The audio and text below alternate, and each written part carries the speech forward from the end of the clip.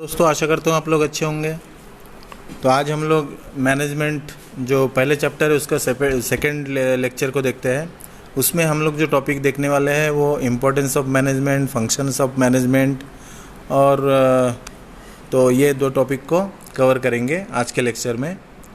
तो importance of management क्या होता है? इम्पोर्टेंस ऑफ मैनेजमेंट, तो मैनेजमेंट जो है, पहला जो पॉइंट है, management helps in achieving group गोल।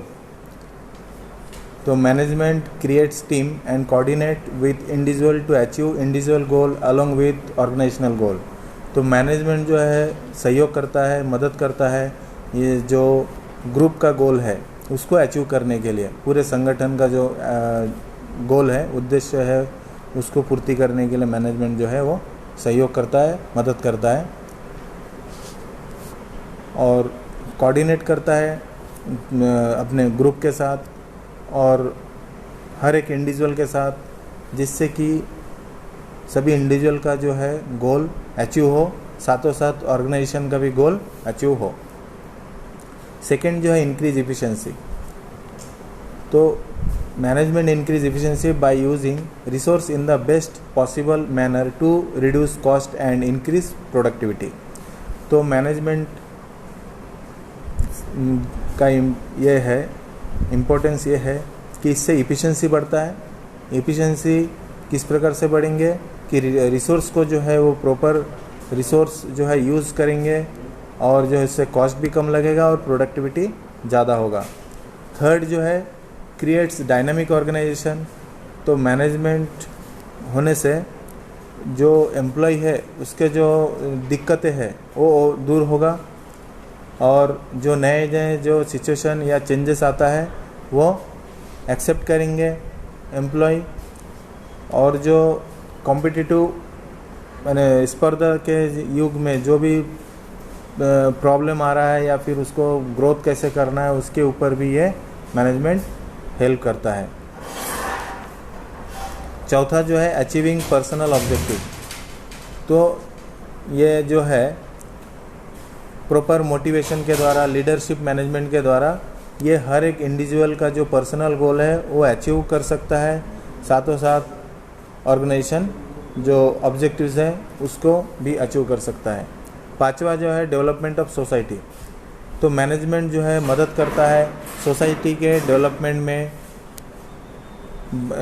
कैसे? By producing good quality product, अच्छा प्रोडक्ट का उत्पादन करके और जो लोगों को रोज़गार का संधि देके और नए नए जो टेक्नोलॉजी है उसका मदद से उसके द्वारा जो है वो समाज का या सोसाइटी का डेवलपमेंट कर रहे हैं। तो ये मैनेजमेंट का महत्व है, इसके द्वारा हम लोग ये सब गोल अचीव कर सकते हैं। पहला है ग्रुप गोल, दूसरा जो है किसी भी ऑर्गेनाइजेशन का एफिशिएंसी बढ़ जाता है, इंडिविजुअल का बोलो या प्रोडक्टिविटी बढ़ जाता है, कॉस्ट जो है वो रिड्यूस हो जाता है, फिर एक डायनामिक ऑर्गेनाइजेशन बनता है, सभी इंडिविजुअल जो है पर्सनल ऑब्जेक्टिव्स वो अचीव होता है और साथों साथ समाज का जो है वो भला होता है, डेवलपमेंट होता है। नेक्स्ट जो टॉपिक है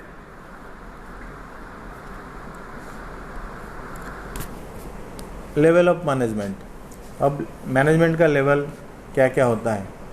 तो मैनेजमेंट का जो है जैसे इसमें दिख रहा है 3 लेवल होता है। First level management, middle level management और टॉप लेवल मैनेजमेंट। तो टॉप लेवल मैनेजमेंट में जो आता है वो president, chairman of the board, vice president, ये सब जो भी ऑर्गेनाइजेशन का जो शीर्ष पे बैठा हुआ, जो टॉप पे बैठे हुए पॉलिसी मेकिंग जो अथॉरिटी रहता है वो होता है टॉप मैनेजमेंट। और उसमें जो डेजिग्नेशन आता है वो है प्रेसिडेंट, चेयरमैन या वाइस प्रेसिडेंट वगैरह, ये सब जो है टॉप मैनेजमेंट में आता है। मिडिल लेवल मैनेजमेंट में जो है जैसे कि डिपार्टमेंट हेड, ब्रांच मैनेजर या फिर डीन, तो ये सब जो है मिडिल लेवल मैनेजमेंट। इनका काम रहता है कि ये जो policy making top management policy बनाता है उसको एग्जीक्यूशन करने के लिए ये मिडिल मैनेजमेंट हेल्प करता है।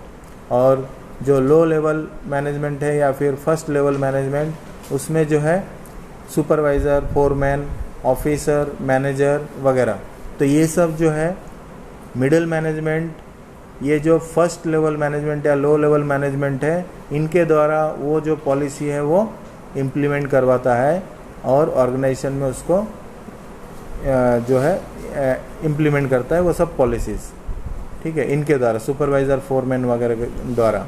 और जो नीचे में है वो इंडिविजुअल कंट्रीब्यूटर्स जैसे सेल्समैन, क्लरिकल, टेक्निकल एम्प्लॉय वगैरह ये सब।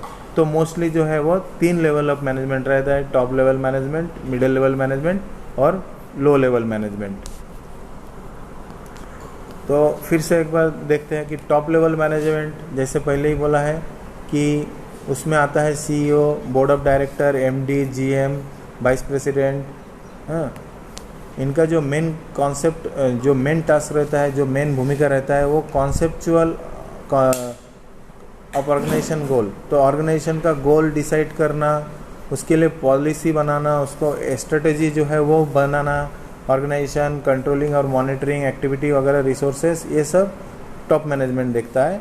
और वर्क परफॉर्मेंस जो है हर एक इंडिविजुअल का, वो सब टॉप मैनेजमेंट देखते हैं। नेक्स्ट जो है middle level management, designation and function. इसमें क्या क्या आता है, जैसे कि पहले ही कहा गया है, इसमें आता है अलग अलग डिपार्टमेंट या फिर उसके अंदर जो सब डिपार्टमेंट है या डिवीज़न है, उनका जो मेन टास्क रहता है इस execution the plan policies frame by the top level management. तो ये जो टॉप लेवल मैनेजमेंट ने जो भी प्लान बनाया है उसको एग्जीक्यूशन करवाना ये मिडिल लेवल मैनेजमेंट का काम है।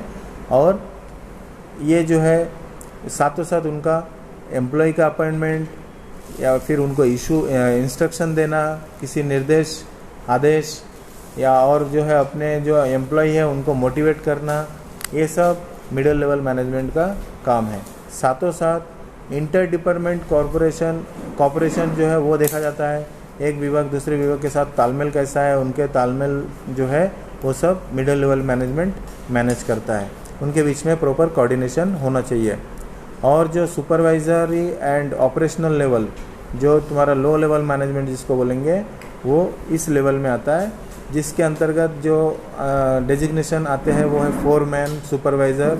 और इनका जो मेन भूमिका है, फंक्शंस है, ये है कि इनको इम्प्लीमेंटेशन जो है वो पॉलिसी, जो मिडिल लेवल या टॉप लेवल मैनेजमेंट ने जो भी पॉलिसी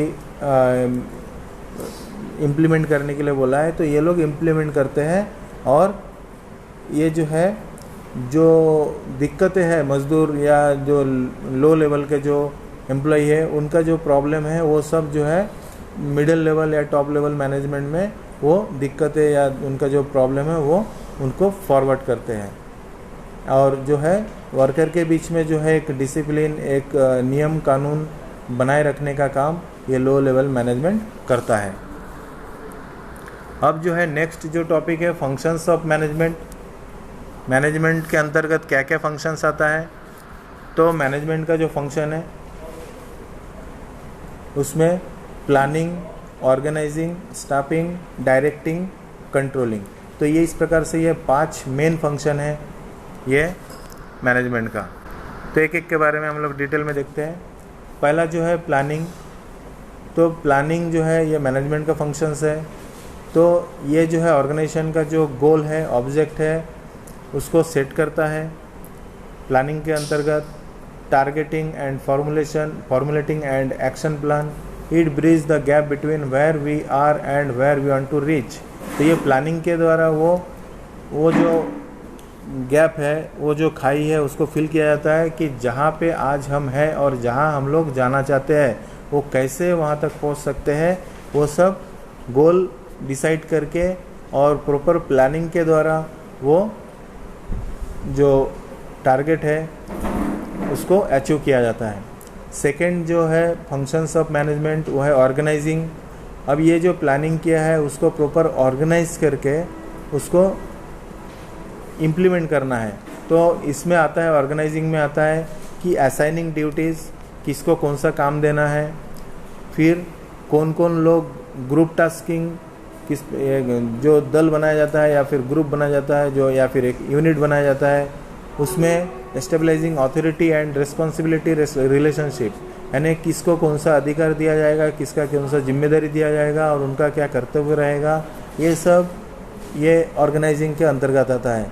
यानी किसका कितना जिम्मेदारी रहेगा, किसका कितना अधिकार रहेगा, ये सब ऑर्गेनाइजिंग के अंतर्गत आएगा। तो वो जो प्लानिंग है उसको इम्प्लीमेंटिंग करने के लिए जो मैन पावर लगेंगे, उनको कौन सा टास्क देना है, किसको कौन सा वर्क देना है, किसको कौन सा अधिकार देना है, कौन सा पोजीशन में किसको रखना है, ये सब ऑर्गेनाइजिंग लेवल में आता है। थर्ड जो है स्टाफिंग, इसमें क्या है, finding and placing the right person for the right job. तो ये थर्ड जो फंक्शन है ये भी बहुत ही चुनौतीपूर्ण काम है स्टाफिंग, क्योंकि सही इंसान को सही जगह पे लगाना भी एक बहुत इम्पोर्टेंट फंक्शंस है मैनेजमेंट का। क्योंकि सही इंसान अगर सही जगह पे पोजीशन नहीं हुआ, सही जगह पे नियुक्त नहीं हुआ, तो वो जो है आउटपुट अपने को प्रॉपरली नहीं मिलेगा, जिससे कि ऑर्गेनाइजेशन का नुकसान हो सकता है, क्षति हो सकता है, प्रोडक्टिविटी कम हो सकता है, एफिशिएंसी कम हो सकता है। तो इसलिए स्टाफिंग के अंतर्गत क्या क्या आता है, जैसे कि रिक्रूटमेंट है, सिलेक्शन है, प्लेसमेंट है, induction and development of employees. तो नए भर्ती करना, नए लोगों का रिक्रूटमेंट करना, उनमें से चयन करना, प्रॉपर जो रिक्वायरमेंट है, स्किल जो लेवल मैन पावर चाहिए, उनको सिलेक्ट करना, उनको प्रॉपर प्लेसमेंट करना, फिर उनको ट्रेनिंग वगैरह देके उनको एब्जर्व करना उस जॉब के लिए, और उनका डेवलपमेंट, जैसे जैसे टेक्नोलॉजी अपडेट होता है या फिर कुछ भी चेंजेस आता है तो उनको वो डेवलप कराने का काम ये स्टाफिंग के अंतर्गत आता है। तो ये थर्ड फंक्शन हुआ मैनेजमेंट का। फोर्थ जो फंक्शंस है डायरेक्टिंग। तो डायरेक्टिंग इसमें क्या आता है, leading, influencing, motivating the staff chosen to perform the assign task effectively and efficiently. तो इसमें क्या है, डायरेक्टिंग नाम से ही मालूम पड़ रहा है कि आदेश देना या दिशा निर्देश देना। इसमें क्या किया जाता है, लीड किया जाता है, किसी एक टास्क को कैसे करना, उनको इन्फ्लुएंस किया जाता है, प्रभावित किया जाता है, उनको मोटिवेट किया जाता है कि किस प्रकार से ये काम करना है, कैसे ये काम करना है, और जिससे कि हमने को इफिशिएंटली अधिक आउटपुट मिले, ज़्यादा अच्छा प्रभावी तरीके से काम हो और इफ़ेक्टिवली कम सीमित टाइम के अंदर अच्छा काम कर सके। इस प्रकार से ये डायरेक्टिंग जो है ये मैनेजमेंट का फंक्शन है।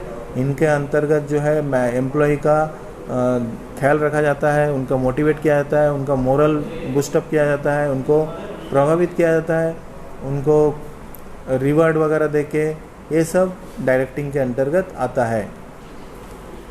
फिफ्थ जो फंक्शंस है मैनेजमेंट का, इसमें जो है monitoring organisational activities toward the attainment of organisational goal. It involves setting standard measure current performance, comparing with the standard and taking corrective action for any deviation। तो controlling इसमें क्या आता है कि जो टास्क जिसको दिया गया है वो प्रॉपरली वो काम कर रहे हैं या नहीं, तो वो जो है उसके निगरानी रखना, उसके ऊपर नज़र रखना, ये कंट्रोलिंग के अंतर्गत आता है। इसमें क्या होता है कि ऑर्गेनाइजेशन के गोल को फुलफिल करने के लिए जो ऑर्गेनाइजेशन का एक्टिविटी है वो प्रॉपरली हो रहा है या नहीं हो रहा है, उसको नज़र रखने का काम है कंट्रोलिंग के अंतर्गत। इसमें क्या होता है कि ये जो परफॉर्मेंस है वो स्टैंडर्ड मेजर जो एक तय किया गया सीमा है, उस सीमा के अंतर्गत काम हो रहा है कि नहीं, या तय किया गया जो मापदंड है उस मापदंड के अंतर्गत ये काम हो रहा है कि नहीं, उसको देखा जाता है। जो वर्क हो रहा है उसका आउटपुट कंपेयर किया जाता है, जो स्टैंडर्ड जो एक निर्णायक मापदंड ये किया गया था, ठहराया गया था, उसके हिसाब से वो हो रहा है कि नहीं। अगर हो रहा है तो अच्छी बात है, अगर नहीं हो रहा है तो उसके लिए करेक्टिव एक्शन यानी उचित जो है एक्शन लिया जाएगा अगर कुछ चेंजेस आता है तो इस प्रकार से कंट्रोलिंग जो है फंक्शन जो है ये मैनेजमेंट का है। तो ये 5 जो है ये मेन फंक्शंस है मैनेजमेंट का। तो उम्मीद करता हूँ आप लोगों को अच्छा लगा होगा। अगर अच्छा लगा है तो लाइक करो, सब्सक्राइब करो और अधिक से अधिक लोगों तक इसे शेयर करो। धन्यवाद।